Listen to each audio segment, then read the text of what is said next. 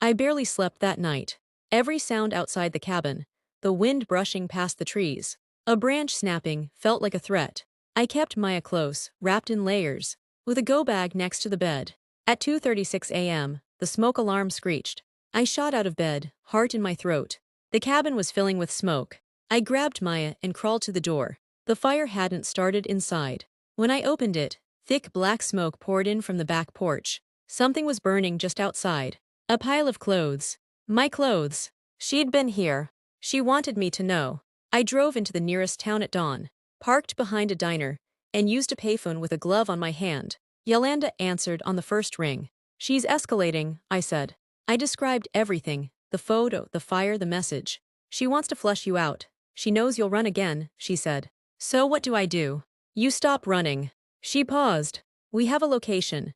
Sheila's signal pinged off a tower 3 miles from your cabin. She's nearby but alone, for now. Yolanda had contacts. She sent a man named Felix, a retired marshal with a vendetta against people like Sheila. He arrived by evening, armed and calm. She wants to scare you, but she's sloppy. She'll make a mistake. We waited. 2 days later. A trail camera Felix set up caught Sheila on the edge of the woods. She was wearing a white scarf, the same one Elijah had given me, the one I'd buried in a locked box months ago. How did she get that? I whispered. Felix zoomed in on the image. Sheila was looking directly at the camera, smiling. She wants to be caught, he muttered. But we weren't about to fall for a trap. Instead, Yolanda traced her movements and sent us coordinates of an abandoned hunting cabin nearby. We decided to go at first light. The cabin was colder than the wind outside. Dust coated the shelves. Empty cans and newspapers littered the floor. And then a sound. A creak above. Felix moved first, gun drawn, nodding toward the stairs. I followed behind him, heart racing. Maya safely with Yolanda back at our cabin. At the top of the stairs, we found her. Sheila, sitting in a rocking chair, holding something in her lap, a photo album. You came, she said. You need help, I replied, voice shaking. I needed Elijah, but you took him. And now you've hidden his daughter. I didn't reply. Felix stepped forward. This ends tonight. But Sheila stood and smiled again. Oh, this isn't the end. It's only the beginning. Then she threw the album into the fireplace. And ran. Felix chased her, but the snow worked against us. We found the scarf tangled in a tree branch. Footprints leading down the hill. Then nothing. She was gone. Back at the cabin, I held Maya and cried. She'll be back, Felix said. Then I'll be ready, I whispered. I'd never be unprepared again.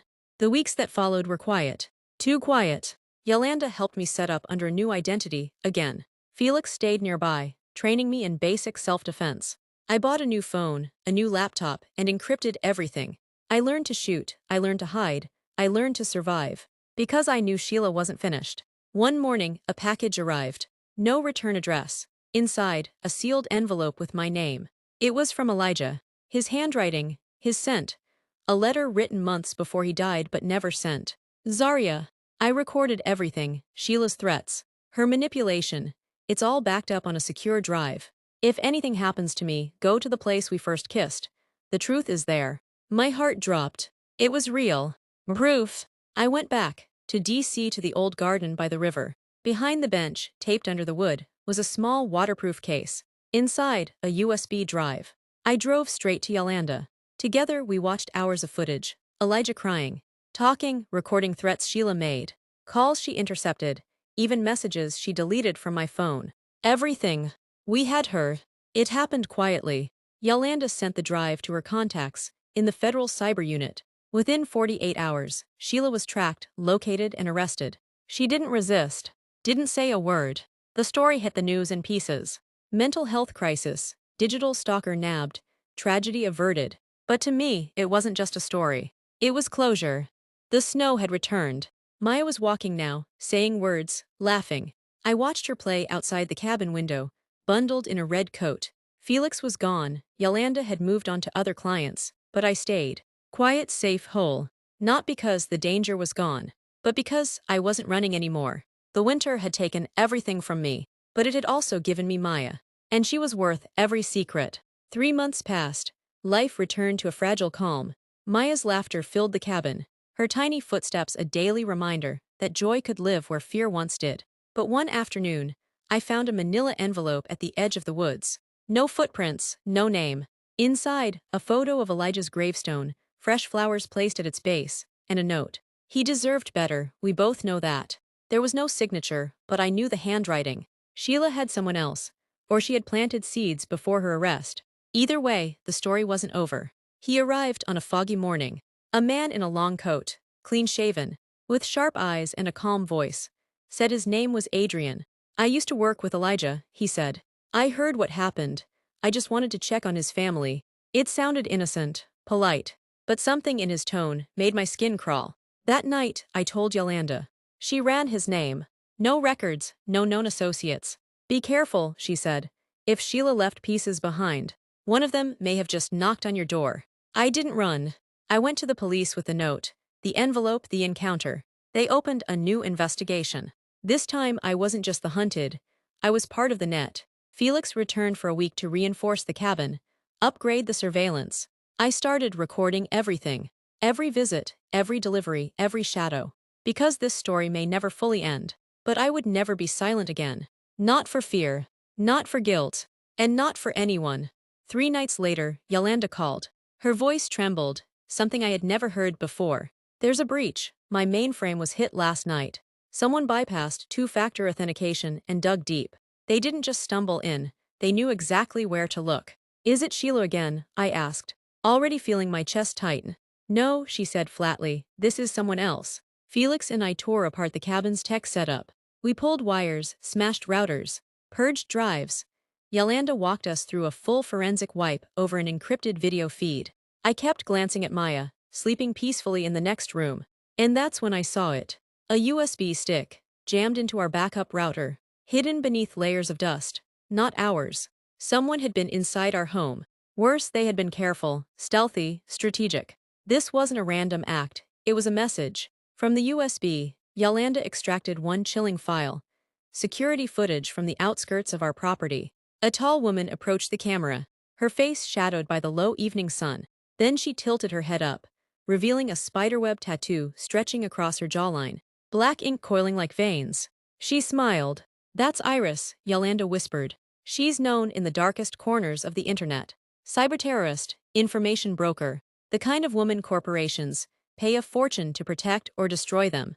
Who hired her? I asked, my voice low, afraid of the answer. We'll find out, but brace yourself. This isn't just personal anymore. Felix dusted off his black book, the names and favors he'd stored away over years of chasing predators. His fingers shook slightly as he flipped through the pages. Iris doesn't work freelance without backing. Someone powerful wants you out of the picture. We pieced together fragments. Anonymous accounts paid in cryptocurrency. Ghost networks that blinked to life, then vanished.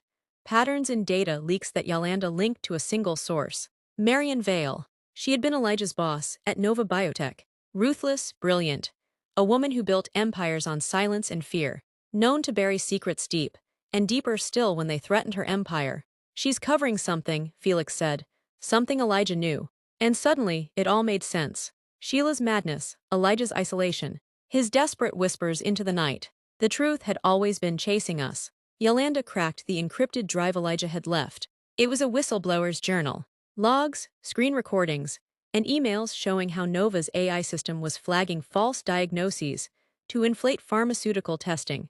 The system was making people sick on paper, triggering unnecessary treatments. Profits soared, lives were ruined. Elijah had wanted to go public. Marion had shut him down. Sheila. She had been weaponized, groomed and manipulated to keep him in line. A human leash. And now, with Elijah gone, they were after Maya. Because Maya had his DNA, his credentials, his legacy, and possibly proof. We have to vanish, Felix said that night, mapping our escape on the back of a cereal box with a half-chewed pencil.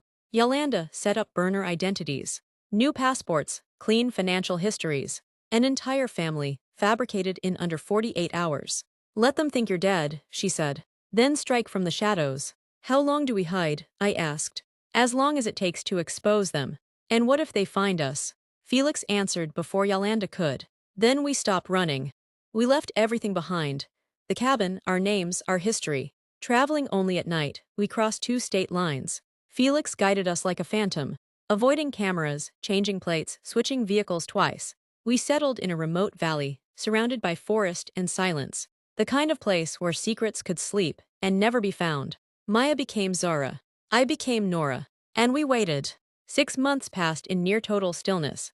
I taught Maya how to read and garden. Felix repaired old radios and taught her Morse code. But we were never idle. Every knock at the door made me freeze. Every drone in the sky made my stomach clench. Felix set up motion sensors, cameras, and fallback routes. We lived like ghosts. Then one morning, it hovered. A drone, silent, sleek, watching. It didn't fire. It didn't flee. It simply hovered and disappeared into the clouds. Yolanda's emergency signal came through. A flare shot across cyberspace. Her safe house had been breached. Files stolen. Her name burned onto the darknet. And in the middle of it all, Iris. She'd left a digital calling card. You can't run forever. It wasn't just a threat. It was a promise. We came out of hiding like ghosts with fire in our lungs. Felix arranged safe passage back to DC through old allies. Yolanda coordinated a massive data drop. Thousands of documents exposing Nova's fraud. We contacted investigative journalists, sent untraceable leaks to government watchdogs, enlisted whistleblower lawyers. In 3 weeks, the biotech empire began to crumble. CEOs were indicted, stocks crashed. Congressional hearings began. Marion Vale disappeared without a trace. Her accounts were frozen. Her name became poison. But Iris, she remained a shadow. A ghost chasing a ghost. It was winter again. Snowflakes danced outside our new cabin, smaller. Deeper in the woods, Maya, now 5, hung ornaments she'd made from pinecones. She was humming. Felix sat by the fire, sharpening a knife with slow, steady rhythm, not paranoid, just prepared. We didn't speak of the past much anymore, but it never left us. It lived in the way I double-locked the doors, the way I memorized every neighbor's face, the way I taught Maya to recognize danger, even when disguised as kindness. Sometimes, I'd wake up at 3 a.m. and check the locks. Sometimes, Felix would already be up, sipping tea, watching the tree line. But we were free, we were alive. And I would burn the world down to keep it that way. The shadows still watched, but now we watched back. Like and subscribe for more stories.